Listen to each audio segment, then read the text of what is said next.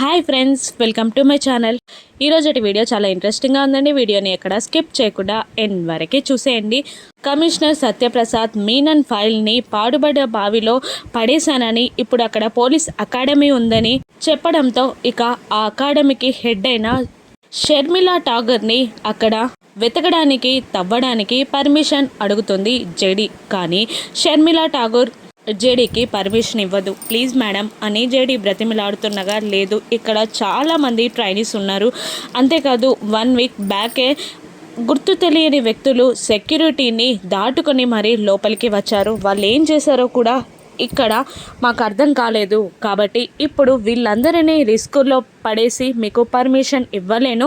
అంతకు మించి నా అకాడమీలో నేను తవ్వడానికి ఒప్పుకోను అని అంటూ ఉంటుంది షర్మిలా ఠాగూర్. అది కాదు మేడం అని జేడీ అంటూ ఉండగా, యూ మే లీవ్ అని డైరెక్ట్గా చెప్పేస్తుంది షర్మిలా ఠాగూర్. ఇక చేసేది లేక జేడీకేడి అక్కడి నుంచి వచ్చేస్తారు. ఇక జేడీకేడి మాట్లాడుకుంటూ ఉంటారు. ఇదేంటి దాత్రి, మనకి అన్ని చిక్కుముడులే ఎదురుపడుతున్నాయి, అసలు 20 ఏళ్ల క్రితం ఏం జరిగిందంటావు అని కేడి అడుగుతుండగా, నాకు అదే అర్థం కావట్లేదు.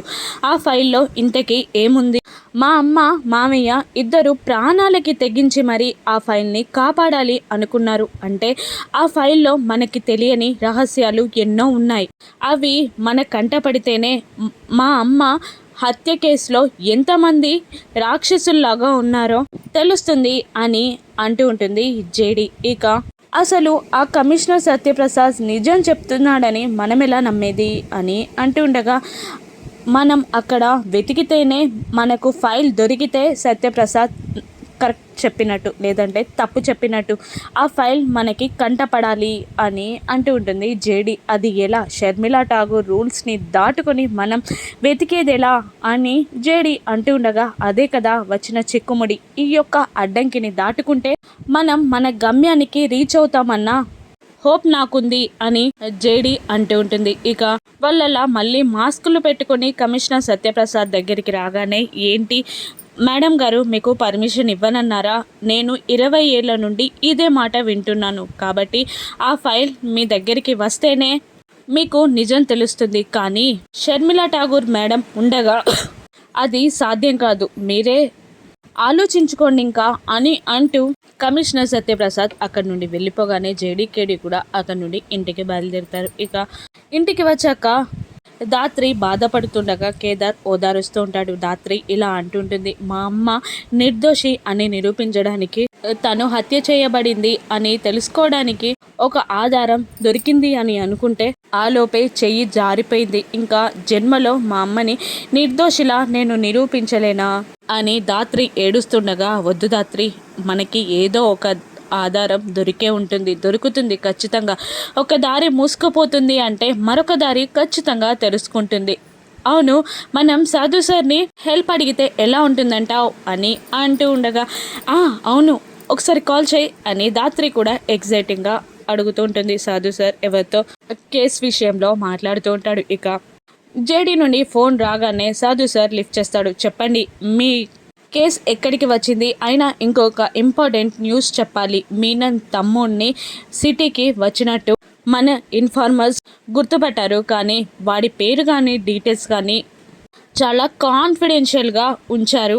ఒకసారి మీరు ఎంక్వైరీ చేయండి అని అంటుండగా, అవును సార్, మేము కూడా మిమ్మల్ని ఒక హెల్ప్ అడగడానికి కాల్ చేశాం అని దాత్రి అంటూ ఉంటుంది. ఏంటి అని అడుగుతుండగా, ఇక కమిషనర్ సత్యప్రసాద్ని గన్తో గురిపెట్టడం, ఇక అతను పాడుబడిన బావిలో ఆ ఫైల్ని పడేయడం, ఇక ఆ ఫైల్ని వెతుక్కుంటూ వెళ్ళడం దాత్రి అన్నీ చెప్పేస్తుంటుంది. ఇక అంటే ఆ ఇన్వెస్టిగేషన్లో మూమెంట్ ఉందన్నమాట. వెరీ గుడ్ అని అంటుండగా, మూమెంట్ ఉంది కానీ క్లూ మాత్రమే దొరికింది సార్. ఇన్వెస్టిగేషన్ ఇంకా అక్కడే ఆగిపోయింది.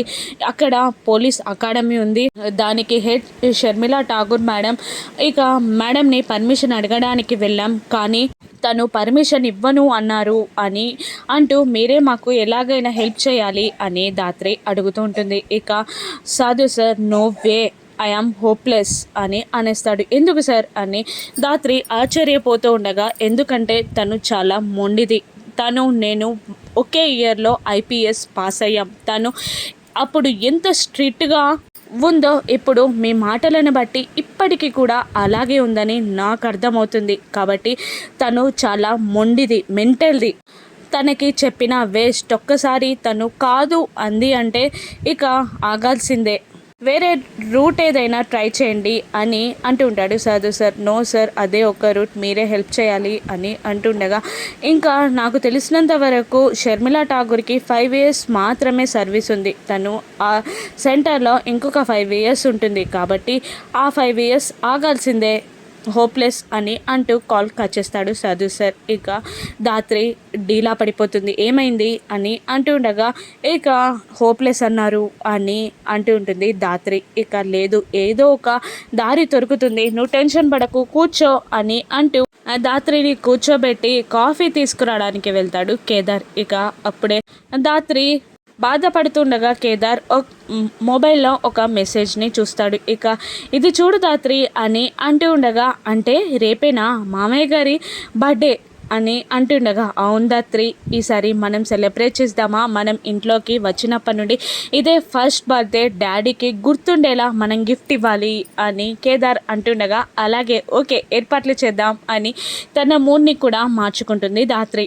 ఇక వాళ్ళు సుధాకర్ బర్త్డే సెలబ్రేషన్స్కి ఏర్పాట్లు చేసుకుంటూ ఉంటారు. మరోవైపు అద్దం ముందు కూర్చొని నిషి తనని తాను దిద్దుకుంటూ ఉంటుంది, అలంకరించుకుంటూ ఉంటుంది. అప్పుడే యువరాజ్ తాగుతూ ఊగుతూ లోపలికి వచ్చి అమ్మాడి అని అంటూ ఉంటాడు. ఈరోజైనా తొందరగా వచ్చారా? ఈరోజు కూడా లేట్గా వస్తారేమో అనుకున్నాను అని నిషి అంటూ, ఏంటి మీరు డ్రింక్ చేశారా అని అడుగుతూ ఉంటుంది. ఇక యువరాజ్ లేదు అంటుండగా, నిజం చెప్పండి అని అడుగుతుంటుంది నిషి. బర్త్డే పార్టీ అని ఫ్రెండ్స్ బలవంతంగా తాగిచ్చారు, మీ సిస్టర్ వద్దు అని చెప్తుంది అన్నా కూడా వినలేదు అని యువరాజ్ బ్రతిమిలా అనినట్టు మాట్లాడుతూ ఉండగా, నీకెన్నిసార్లు చెప్పాలి తాగే వాళ్ళంటే నాకు ఇష్టం ఉండదు అని, అయినా కూడా నా మాట వినట్లేదు కదా అని అంటుండగా, లాస్ట్ టైం అమ్మాడి అని యువరాజ్ బ్రతిమలాడుతూ ఉంటాడు.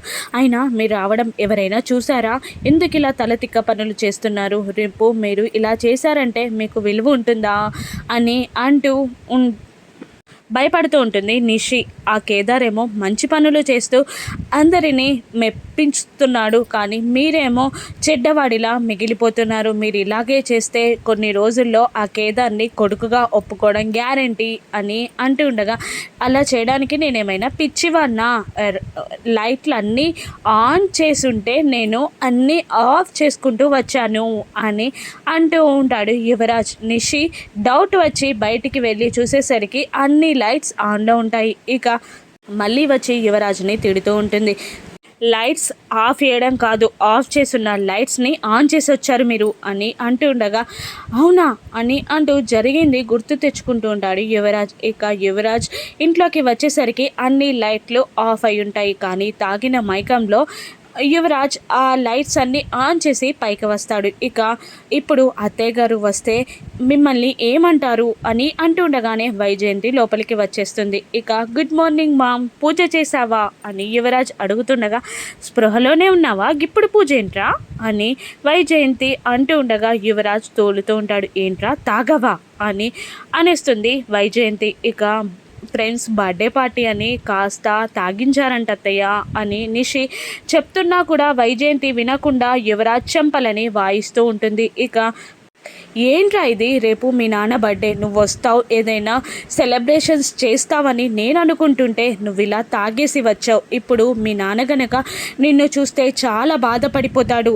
అసలే నిన్ను అందరూ చెడ్డవాడిగా చూస్తున్నారు, ఇప్పుడు దీనికి కూడా ఇలా తోడైతే నిన్ను ఎవరు విలువిస్తారా, నిన్నెవరు చూస్తారా అని వైజయంతి తిడుతుండగా సుధాకర్ వచ్చి వైజయంతి యువరాజ్ల మాటలని వింటుంటాడు. యువరాజ్ వైజయంతి కాళ్ళపై పడి, క్షమించమ్మా, ఇంకొకసారి ఇలా చేయను అని అడుగుతూ ఉంటాడు. ఇక వైజయంతి కోపంగా వీడికి మజ్జిగ తాగించమ్మా అని అంటూ, కాచిబూచిలకు కానీ ఎవరికి కానీ ఈ విషయం చెప్పకు అంటూ వెళ్ళిపోతుంది. ఇక యువరాజ్ని పడుకోబెడుతూ ఉండగా మజ్జిగ అని అడుగుతూ ఉంటాడు. మజ్జిగ లేదేం లేదు, పడుకో అని కోపంగా నిషి పడుకోబెడుతుంది. ఇక సుధాకర్ ఆ మాటలు విని నా బర్త్డేకి ఏం గిఫ్ట్ ఇస్తారని ఎదురు చూస్తుంటే మంచి గిఫ్ట్ ఇచ్చావురా అని అంటూ బాధగా అక్కడి నుండి వెళ్ళిపోతాడు. ఇక బెడ్ పైన పడుకొని జరిగిందంతా ఆలోచిస్తుండగా వైజయంతి కూడా వస్తుంది. ఇక వైజయంతిని చూడగానే కోపంగా పక్కకి తిరుగుతాడు సుధాకర్. ఇక అభయో అని వైజయంతి అంటున్నా కూడా సుధాకర్ పలకడు. ఇక వైజయంతి కూడా కదపడం ఎందుకని పడుకుంటుంది. ఇక రాత్రి 11:50 టైంకి సుధాకర్ రూమ్ ముందు చక్కర్లు కొడుతూ ఉంటారు దాత్రి కేదార్లు. ఇక వాళ్ళని పిలుద్దామా అని అంటూ సుధాకర్ రూమ్ డోర్ పైన దబా దబా బాదుతూ ఉంటారు. ఇక వైజయంతి ఎవరో పిలుస్తున్నారు అని అంటుండగా ఈ టైంలో ఎవరు పిలుస్తారు, పడుకోవయ్యా అని వైజయంతి అంటుంటుంది. ఇక మళ్ళీ అలాగే సౌండ్స్ వినబడడంతో నేను చూస్తా నాకు అని అంటూ టెన్షన్ పడుతూ పైకి ఇంటికి రాబోతూ ఉంటాడు సుధాకర్. ఇక వీళ్ళ సెలబ్రేషన్స్ గ్రాండ్ సక్సెస్ అవుతాయా, యువరాజ్ మళ్ళీ ఏదైనా గొడవ పెట్టుకుంటాడా, ఇక షర్మిలా ఠాగూర్ని జేడీ ఏ విధంగా ఒప్పించుకొనుందో రాను ఎపిసోడ్స్లో చూద్దాం. Thank you for watching.